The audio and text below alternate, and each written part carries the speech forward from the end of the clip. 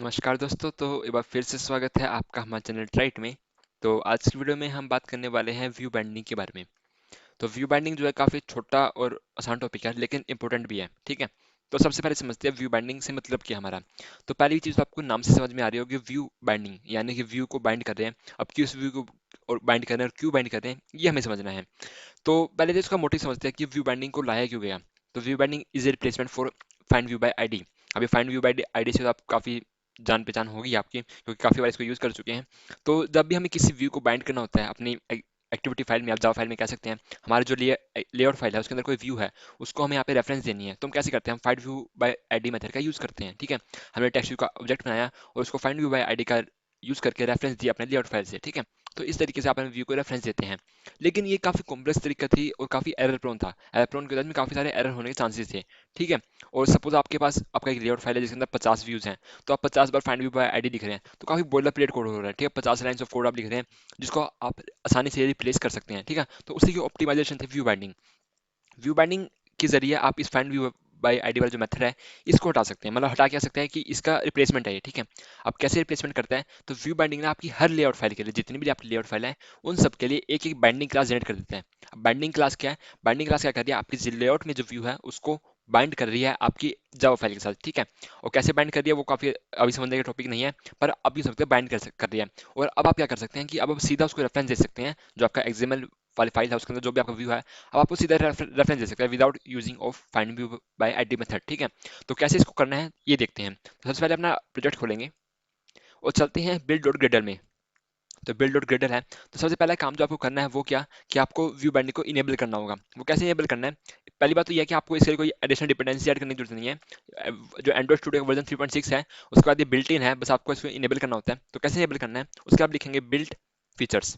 Build features, तो हमने build features लिख दिया, कर्ली ब्रेसेस लगाएंगे।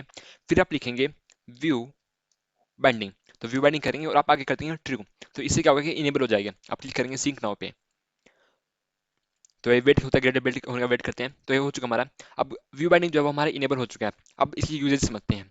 तो सबसे पहले आप क्या करेंगे, यहाँ पे आपका ये लेआउट फाइल है, यहाँ पे अपने कुछ व्यूज ऐड करते हैं। सबसे पहले मैं एक टेक्स्ट व्यू ऐड कर देता हूँ। टेक्स्ट व्यू विड्थ रख देते हैं, मैच पेरेंट ऐड करते हैं, रैप कंटेंट, आईडी देनी होगी। हाँ, ये बात आपको समझने वाली है कि हर व्यू को आपको आईडी देनी होगी। अगर आपने किसी भी व्यू को आईडी नहीं दी तो उसकी रेफरेंस ये क्रिएट नहीं करेगा, क्योंकि जो रेफरेंस ये क्रिएट कर रहा है ना वो आईडी के जरिए कर रहा है। ठीक है। तो आईडी मैं इसको देता हूँ, सपोज मैं इसको आईडी देता हूँ टीवी, टी1 दे देते हैं। ठीक है। इसको करते हैं क्लोज में। अब एक बटन इंपोर्ट कर लेते हैं। बटन विड्थ रखते हैं रैप कंटेंट, हाइट रखते हैं रैप कंटेंट, टेक्स्ट सेट कर देते हैं क्लिक मी। टेक्स्ट में सेट कर दिया क्लिक मी। आईडी में जैसे आपको कहा देनी जरूरी है तो आईडी देते हैं। आईडी में सी कर देता हूँ BTN बटन। ठीक है। BTN, और कुछ मार्जिन देते हैं इसको, margin top 20 dp, layout gravity, centre horizontal. तो आपके दो व्यूज आपके पास आ चुके हैं, एक टेक्स्ट व्यू है और एक आपका क्या है, बटन है। दोनों को आपने आईडी दे दी जो मैंने आपको कहा जरूरी है देनी। ठीक है। अब आप आईडी दे चुके हैं। अब अगर सपोज आपने व्यू बाइंडिंग इनेबल नहीं की होती तो आप क्या करते, आप यहाँ पे आते, आप पहले टेक्स्ट व्यू का एक ऑब्जेक्ट बनाते। कैसे बनाते, text view TV equal to, फिर करते हैं आप फाइंड व्यू बाय आईडी, फिर उसको उसकी रिसोर्स आईडी पास करते हैं टेक्स्ट व्यू, और इस तरीके से आपने उसको जो है रेफरेंस देने वाले थे। पर अब हम ये नहीं करेंगे। अब हम यूज कर रहे हैं व्यू बाइंडिंग का। ठीक है। तो आपको करना क्या होगा, तो सबसे पहली बात मैंने आपको क्या कहा कि हर लेआउट फाइल के लिए एक बाइंडिंग क्लास बनेगी। अब वो बाइंडिंग क्लास का नेम क्या होगा, जो आपकी लेआउट फाइल का नेम है वो उसके आगे बाइंडिंग। जैसे इसका नेम है एक्टिविटी मेन डॉट एक्सएमएल, तो उसका नेम क्या होगा, एक्टिविटी मेन बाइंडिंग। ठीक है। एक्टिविटी मेन आपका नाम हो गया, उसका आगे बाइंडिंग होगी। ठीक है। तो बाइंडिंग क्लास का आप एक ऑब्जेक्ट बनाएंगे सबसे पहले। तो एक्टिविटी मेन बाइंडिंग बाइंडिंग, और यहाँ आप क्या करेंगे, binding equals to activity main binding. इसके अंदर एक मेथड डिफाइन होता है इन्फ्लेट करके, तो उस मेथड को कॉल करेंगे इन डॉट इन्फ्लेट, और इसके अंदर पास करेंगे रिसोर्स डॉट, बेसिकली रिसोर्स नहीं, गेट लेआउट इन्फ्लेटर। तो इसमें आपके अंदर आपने इसके अंदर एक इन्फ्लेटर का ऑब्जेक्ट जो है पास कर दिया। अगर आप इसको किसी पेरेंट से अटैच करना चाहते हैं तो आप पेरेंट भी पास कर सकते हैं। ठीक है। तो फिलहाल के लिए हमारे पास कोई पेरेंट नहीं है तो हम इसको कर देंगे यहाँ पे क्लोज। ठीक है। तो बाइंडिंग का आपके पास एक ऑब्जेक्ट बन गया, बाइंडिंग क्लास का बेसिकली। अब आपको क्या करना है, अब आपको एक रूट व्यू चाहिए। रूट व्यू क्या चीज़ है उसको समझते हैं।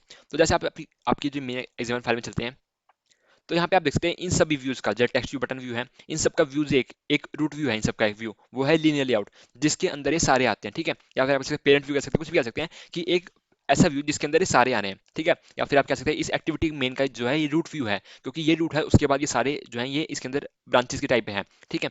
तो आपका रूट व्यू यहाँ पे लीनियर लेआउट है, तो उस रूट व्यू के में रेफरेंस चाहिए होगी। तो क्या करते हैं, व्यू रूट व्यू और वो आपको कैसे मिलेगी, इस बाइंडिंग के ऑब्जेक्ट से। तो बाइंडिंग डॉट गेट रूट, तो आपने गेट रूट मेथड कॉल किया और आपको रूट व्यू आपको मिल गया। अब आपको क्या करना है, आपको मेथड कॉल करना है सेट कंटेंट व्यू, ठीक है, और इसके अंदर आपको पास कर देंगे रूट व्यू।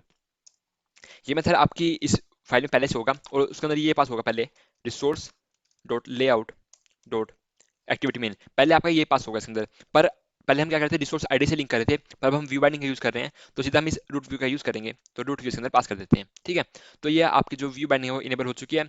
आपका जो व्यू है वो आपकी इस एक्टिविटी से अटैच हो चुका है, आप कह सकते हैं लिंक हो चुका है।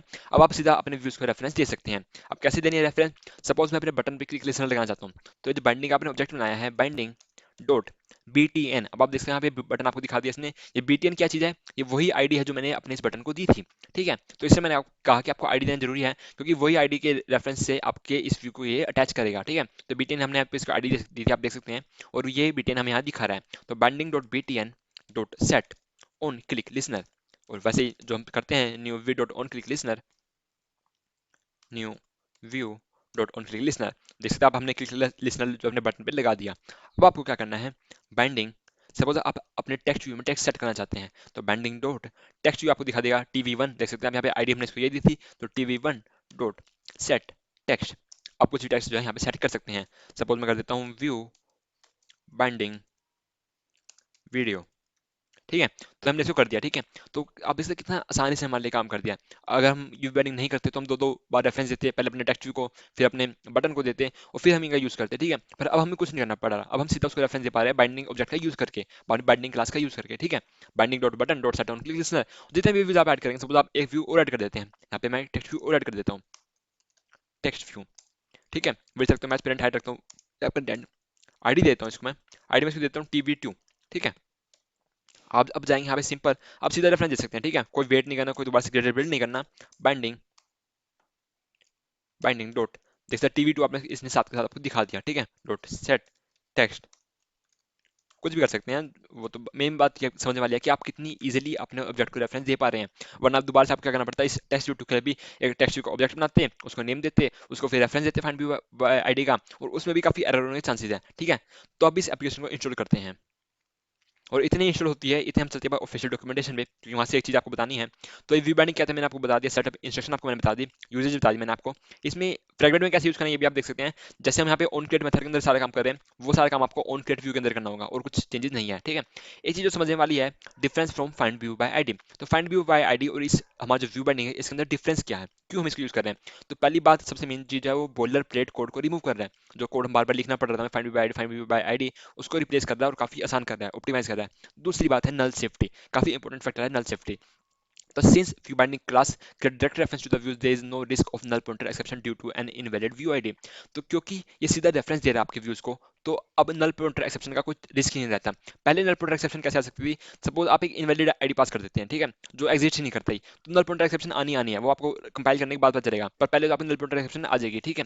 तो इसमें वो रिस्क नहीं रहेगा आपके पास, क्योंकि ये आपको डायरेक्ट रेफरेंस दे रहा है, तो अगर होगा व्यू तो आपको दिखा देगा, नहीं होगा तो नहीं दिखाएगा, वो रिस्क नहीं रहेगा कि नल पॉइंटर एक्सेप्शन आ रही है। Additionally, when a view is only present in some configuration of a layout, the field containing its reference in the binding class is marked vulnerable। अब ऐसा होता है कि कई बार आप एक लेआउट की मल्टीपल कन्फिग्रेशन बनाते हैं, तो सपोज आपका एक जो व्यू है वो एक कन्फिग्रेशन में है, दूसरी कन्फिग्रेशन में नहीं है, तो ये क्या करते हैं, हम नलेबल मार्क कर देते हैं, ठीक है। तो उससे क्या होता है कि हम उसको नल भी पास कर सकते हैं, ठीक है, नल वैल्यू पास कर सकते हैं, ठीक है। तो कुछ ना ही पास करे तो हम वो कर सकते हैं इसमें, तो ये भी इसका एक बेनिफिट रहता है नल सेफ्टी का। अब बात करते हैं टाइप सेफ्टी। तो टाइप सेफ्टी आपको क्या कहता है कि the field in each binding class have types matching the views they reference in the XML. This means that there is no risk of class cast exception.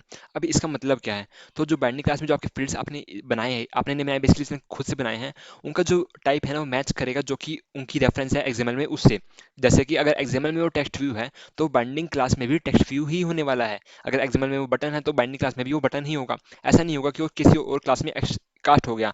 Even वो custom views भी है, जैसे ये टेक्स्ट व्यू और button तो standard views हैं, आप custom view आपने डिजाइन किया है, तो उसमें भी वो जो रिस्क है वो नहीं रहता, ठीक है। जबकि जब हम find view by ID why method call कर रहे थे, तो उसमें रिस्क रहता है कि आप उसको किसी और क्लास में कास्ट कर सकते हैं, एक्सीडेंटली आप किसी और क्लास में कास्ट कर सकते हैं, तो ये रिस्क उसमें रहता है। तो टाइप सेफ्टी यहाँ पे आपको मिलती है। कैसे, आपको एक चीज और दिखा देता हूँ मैं इसमें। जैसे आप यहाँ लिखते हैं, इसको मैं मिनिमाइज करते हूँ, बाइंडिंग डॉट, अब आप यहाँ देख सकते हैं, इसने आपको बताया कि जो TV2 है उसका जो टाइप है, यहाँ देख सकते हैं टेक्स्ट व्यू है, जो BTN है उसका टाइप जो है वो बटन है, जो TV1 है उसका टाइप जो है टेक्स्ट व्यू है, जो रूट है उसका टाइप जो है वो लीनियर लेआउट है। तो टाइप सेफ्टी आपको मिल रही है यहाँ पे, क्योंकि आपका टाइप जो है प्री डिफाइंड हो चुका है, आप खुद से डिफाइन नहीं करे टाइप उसका। जैसे आप उसमें क्या करते थे, आप ऑब्जेक्ट बनाते थे यहाँ पे, फिर उसको रेफरेंस देते थे, तो आप ऑब्जेक्ट किसी और का बना रहे हो, उसको किसी और का कास्ट कर दे रहे हैं, तो वो एक कंपाइल एरर आपको दे सकता है, ठीक है।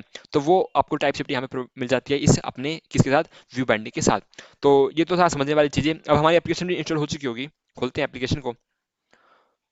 तो हमारी एप्लीकेशन है, बटन दिख रहा है आपको क्लिक करते हैं इस पे। तो मैंने इस पे क्लिक किया और साथ क्या दोनों टेक्स्ट व्यू में जो है टेक्स्ट ने डिस्प्ले करा दिया, यानी कि हमारी जो फंक्शन है प्रॉपर फंक्शन हमारी सारी चीजें कर रही है, ठीक है। तो देखा काफी ऑप्टिमाइज आपकी एप्लीकेशन होगी इसके कारण, क्योंकि आपने क्लाइन बेसिकली आपने बोलर प्लेट कोड को हटाया, ठीक है। कोड को क्लीन करना भी एक बहुत इंपॉर्टेंट चीज होती है, ठीक है, कि आपका कोड जो है वो कितना क्लीन है, और वही आप इसके जरिए कर रहे हैं कि आपने फालतू कोड को हटा रहे हैं, और साथ ही साथ कुछ जो है सेफ्टीज भी आपको मिल रही है, कुछ एडवांटेज आपको मिल रही है अपने व्यू बाइंडिंग क्लास के साथ, ठीक है। तो यही था आज की वीडियो में, आई होप कि आपको कुछ समझ में आ गया होगा। फिर भी कोई डाउट है तो आप कमेंट सेक्शन में पूछ सकते हैं। वीडियो पसंद आई है तो वीडियो को लाइक कमेंट शेयर करना ना भूलेगा, और मिलेंगे अपनी अगली वीडियो में। आज की वीडियो यहीं खत्म करते हैं, चलिए बाय रहेगा। Around me, keeping me safe and sound. And when I fall, you tied a rope to me.